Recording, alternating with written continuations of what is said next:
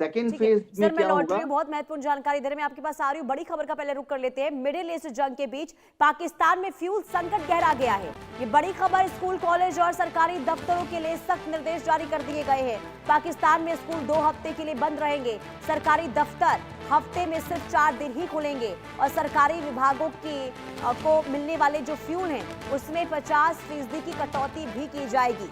तो पाकिस्तान को लेकर ये बहुत बड़ी खबर, पाकिस्तान में किस कदर स्थिति यहाँ पर शुरू हो गई है तेल को लेकर, और मिडिल ईस्ट में जो हालात इस वक्त देखने को मिल रहे हैं, इसे लेकर पाकिस्तान में अब फ्यूल संकट जो है वो मंडरा रहा है। स्कूल कॉलेज और सरकारी दफ्तर है उसे लेकर ऐलान किया गया है कि उसे बंद कर दिए जाएंगे और 2 हफ्ते के लिए ये बंद रहेंगे। और इसके अलावा जो सरकारी दफ्तर है हफ्ते में सिर्फ 4 दिन ही खुलेंगे और सरकारी विभागों को जो 50% की जो फ्यूल मिलते हैं उसमें 50% की कटौती की जाएगी।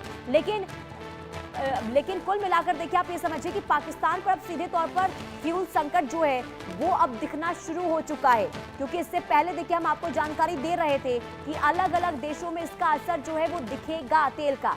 लेकिन बात अगर पाकिस्तान की करते, क्योंकि पाकिस्तान की स्थिति तो पहले से बहुत ज्यादा खराब थी, और ऐसे में जब मिडिल ईस्ट में जंग चल रही है और ऐसे में यहाँ पर फ्यूल संकट को लेकर पाकिस्तान की जो टेंशन है वो बहुत ज्यादा बढ़ती हुई इस वक्त नजर आ रही है। और इसे देखते हुए स्कूल कॉलेज और सरकारी दफ्तर जो हैं उसके लिए सख्त निर्देश जारी कर दिए गए हैं और पाकिस्तान में स्कूल 2 हफ्ते के लिए बंद रहेंगे। इसके अलावा जो सरकारी दफ्तर है उसके लिए 4 दिन ही खुलने रहने को लेकर ये आदेश जारी किया गया है। और इसके अलावा सरकारी विभागों को जो फ्यूल दिए जाते हैं उस पर भी 50% की कटौती करने का ऐलान किया गया है।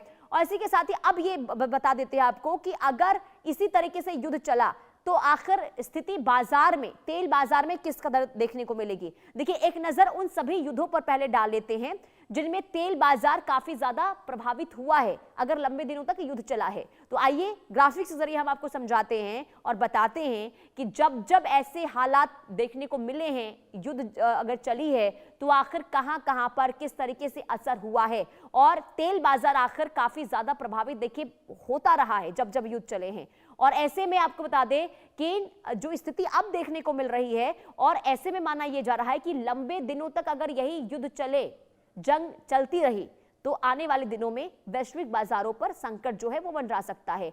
अब इन सभी ऐतिहासिक युद्धों में नजर डालते हैं जहां पर काफी उछाल, बहुत बड़ा उछाल जो है युद्ध के दौरान देखने को मिला है। और ऐसे में सबसे पहले बात कर लेते हैं, देखिए कब कब बाजारों पर असर पड़ा है। तो सबसे पहले हम लिए चलते हैं आपको 1973 में। देखिए, यौम कीपर युद्ध की बात करते हैं तो तेल की कीमतों में सबसे बड़ा उछाल उस वक्त देखने को मिला था और 1973 में 300% की बढ़ोतरी इस वक्त तेल में देखने को मिली थी और पूरी दुनिया को एनर्जी स्ट्रैटेजी बदलनी उस वक्त पड़ी थी। इसके अलावा बात 1978 से 81 की कर लेते हैं तो ईरानी क्रांति और ईरान इराक युद्ध उस वक्त हुआ था। और उस समय बता दें तो उस समय भी कुछ इसी तरीके से हालात देखने को मिले थे। जब ईरान में सत्ता बदलने पर सप्लाई ठप होने का डर हुआ तो उस समय कीमतें जो है वो काफी ज्यादा बढ़ती हुई नजर आई थी तेल की कीमतों में। तो ये स्थिति 1978 से 1981 की हम आपको बता रहे हैं। और उस वक्त देखिए किस तरीके से कीमतों में इजाफा हुआ था। 179% का बड़ा उछाल आया था तेल की कीमतों में।